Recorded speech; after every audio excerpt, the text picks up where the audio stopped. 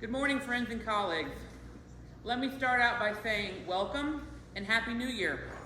For all of us in higher education, our new year is really the start of the fall academic semester. It is a time of excitement to see all of our new students and those returning familiar faces as well. It is a time when all of us are back together on campus, if even for a few days. It is a homecoming of sorts, and the feeling should invigorate each of us.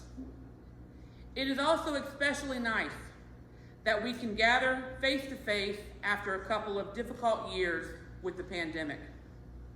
I hope this week of activities inspires you and motivates you.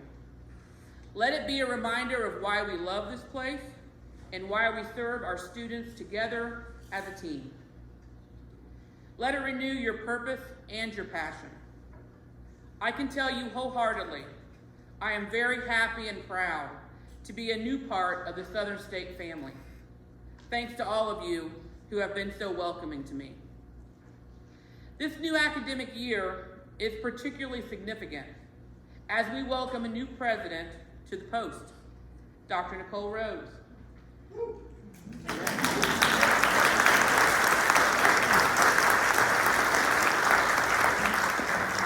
Dr. Roades officially took over as president of Southern State on July 1st.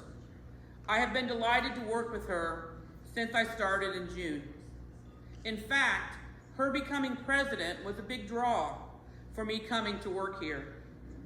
I have always admired her leadership, passion, and work ethic from afar when I was at Wilmington College. I know she cares deeply for Southern State, the people it serves, and those who work here. Indeed, she has devoted a 24-year career here. This community has been her lifelong home, and I can see her roots run deep here in Appalachia. I am reminded daily of the dignity and grace she brings to the presidency. She will not fail us, and I promise to not fail her. Today, we honor and celebrate Dr. Roades with this investiture ceremony. It will officially confer upon her the authority and the symbols of the office of the president, signifying her duties and responsibilities to that position. Investitures, sometimes called inaugurations, are time-honored traditions in higher education. They can be as formal as a commencement ceremony or very personal and informal like we have here this morning. It is a time to celebrate our nearly 50-year institutional history and symbolizes a new era in the life of our institution. In a few moments, Southern State's Board of Trustees Chairman, Mr. Kyle Reddick, will confer the Presidential Medallion on Dr. Roades. By placing the medallion around her neck, he not only officially installs her as our 6th president, but it signifies the great responsibility that rests on her shoulders. The president wears the medallion with their regalia at all formal academic functions to symbolize their authority, responsibility, and commitment to the institution and to the college community. Congratulations, Dr. Roades. I am honored to serve at the pleasure of the president and look forward to working with Dr. Roades for many years. I'd like to also acknowledge Dr. Roades' family that is here with us today. If you'd raise your hands at least, family. Wonderful to have you here, as well as 3 former presidents. Dr. Larry Dukes, if you would stand. Happy to have you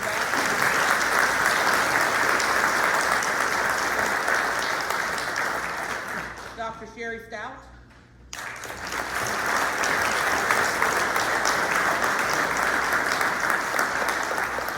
And Dr. Kevin Boyd.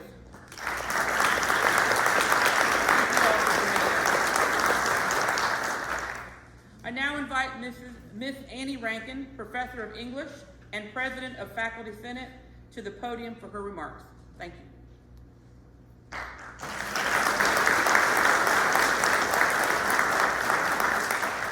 Turn the microphone on. Turn the microphone on. I've been instructed to turn on the microphone. How do I do that? I'm going to let someone more technical do that. Can you hear me now? Ooh, that's better. Thank you. Thank you, Dr. Goodwin. You know, one need only to meet Nicole Roades once to realize that she is gifted. Her gifts are many. However, let us, for the sake of time, examine her gift of leadership. From the moment Nicole joined the Southern State family, having been an alumnus some years prior, she exemplified the qualities of an exceptional leader. Generous, humble, passionate, approachable, to name a few. Not long after her working as enrollment coordinator, Nicole and I began working together in the Office of Marketing and Public Relations when she took on the director's role. During those years when we worked together in the same office, I witnessed firsthand just a taste of her many gifts. Her guidance and leadership helped me strengthen my skills. Of Nicole's many leadership qualities that have had an impact on me, her authenticity is among those that come to the forefront. As the expression goes, Nicole is the genuine article.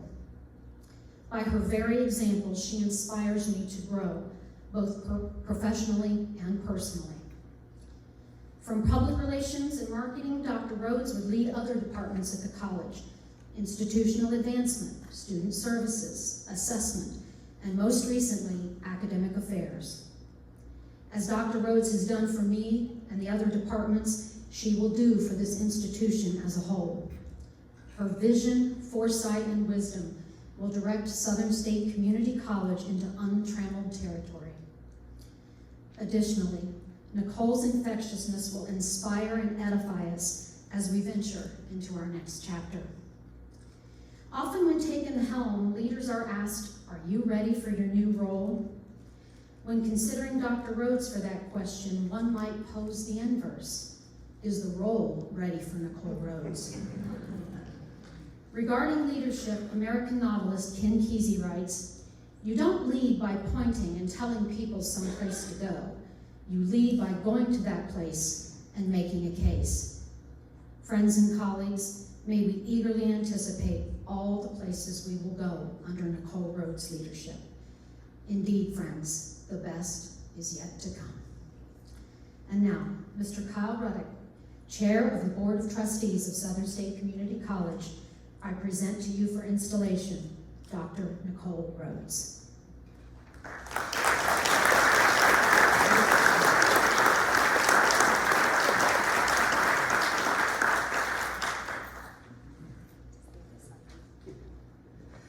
Well, first and foremost, as Erica mentioned in her opening remarks, I think Nicole actually started as president a couple of months ago, and it's no coincidence that we're just now having the ceremony. So a big thank you to Robin for talking her into it, and a big thank you to Nicole for once actually accepting the limelight and allowing us to celebrate her. So, Dr. Nicole Roades, as chairman of the Board of Trustees of Southern State Community College, I hereby formally vest you with the full responsibility of the presidency of Southern State Community College, granting you the rights and responsibilities pertaining thereto under the statutes of the state of Ohio, charging you with the preservation of traditions of excellence in higher education, the management of ongoing educational programs, and the tasks of planning and sustaining future growth, knowing that the trustees share with you the legal and financial accountability for the college, that the faculty, staff, and administration share the mission of intellectual and ethical leadership, and that the students share the spirit and the quest for significance in this community of learning. On behalf of the Board of Trustees, we wish you the best in your presidency and have the utmost trust in you as our 6th president of Southern State Community College.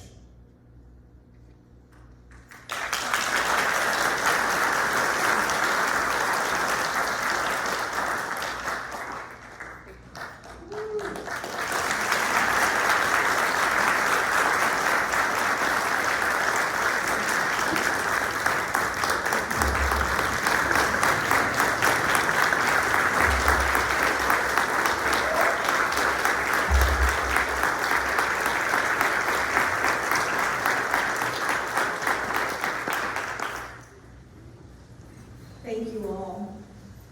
This is quite humbling and very uncomfortable, I might add. My good friend Mindy tells me it's not about you, Nicole, it's about everybody else. So thank you all for being here. So I'll get started. My speech is a little bit longer than the others, so brace yourself. And I've got little great nieces and nephews over here that'll get rambunctious, but thank you all again for being here. In 2002, the college's first president, Dr. Chet Miller, compiled a historical snapshot of the college, this little book here, for the period 1975 to 2002. In this abbreviated history, he spoke about the need for a community college. The case was made largely due to the regional attributes such as high concentration of poverty, low educational attainment, and high unemployment.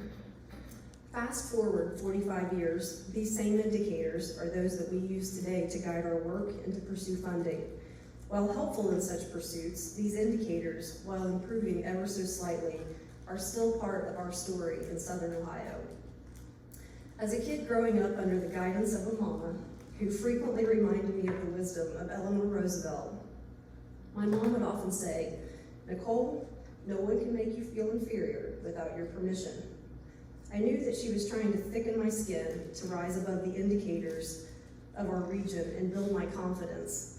But I often wondered if other kids, the kids that weren't from here, had to have this message reinforced to them as much as I did. It's not always easy to avoid feelings of inferiority when dumb, poor, unemployed, and lazy are overgeneralizations used to describe the place that we love and the place we call home. In many respects, I credit Southern State, and my mama too, for shaping the life of a young woman who fought off the feelings of inferiority, insecurity, and self-doubt. You see, that is what happens at Southern State. We build people up, we equip them for their best life, and we empower them when they need it the most. We help them defy the odds that are stacked against them. In my case, Southern State motivated me to be a part of the fight against regional stigmas, join coalitions that positively influence our region's attractiveness, and generally be part of work that creates a bright and prosperous future for others.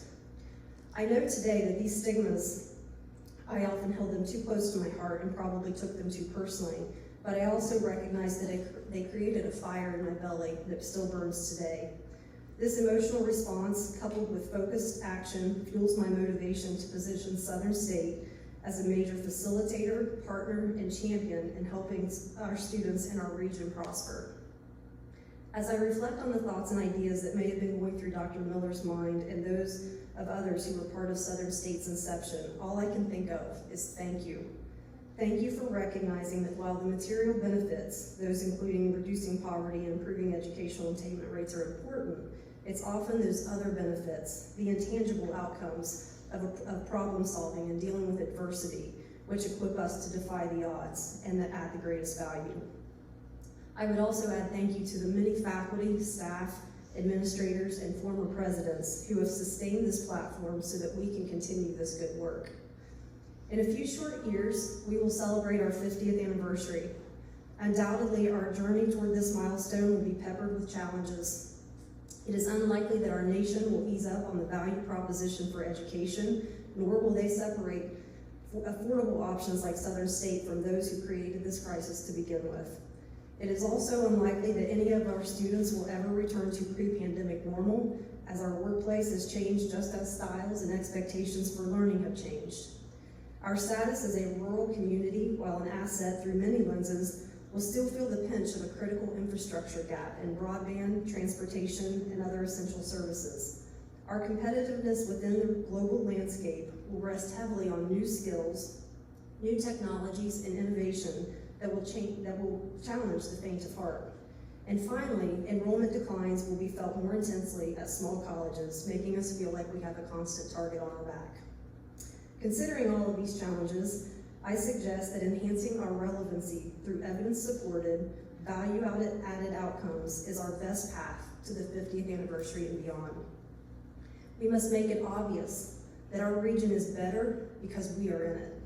This includes growing our enrollment among learners of all ages and being deliberate and consistent in challenging ourselves to question Who isn't here that should be here, and what are we doing to get them here? We must deliver programs and services relevant to existing and emerging industries, and it is incumbent upon us to close the outcome loop by providing our industry partners with qualified and ready-to-work team members. Finally, we must never underestimate the role that we play in building individual resiliency. Earlier in my comments, I suggested admiration for Dr. Miller and other founding members and their acknowledgement of other benefits derived from education. In our world today, we can't afford to underestimate resiliency as we think about building leaders for tomorrow. Just as I am convinced that I am exactly where I'm supposed to be, I believe that you are too. I'm honored to serve as this college's 6th president, and like others before me, I aim to leave a memorable and admirable legacy. I want Southern State to enjoy success that not only comes from grit and determination of a team that is in this work together. You will sense an urgency from me, and those who have worked with me closely in the past, or those who live under my roof, will tell you that the urgency is real, it runs deep, and it can sometimes make you uncomfortable. I hope that they would also tell you that it is fueled by a genuine passion for changing the scripts and statistics that plague the region, alongside a belief that we can make a difference. You can trust that I will not ask you to do something that I am not willing to do myself. I began today's remarks referencing an abbreviated history of Southern State. It ended at 2002, which was 20 years ago, with part 3, called Growth and Development. If I were to finish this today for the period 2002 to 2022, I would add part 4, Challenges and Transitions, along with part 5, Relevancy and Transformation. Just as the need for a community college was present in 1975, so too is it in 2022. We have work ahead of us and the stakes are high. In the words of my favorite, Eleanor Roosevelt, I will leave you with this. You have to accept whatever comes, and the only important thing is that you meet it with the best that you have to give. Thank you all again for being here this morning. I'm honored and humbled by your presence, and I look forward to the months and years ahead.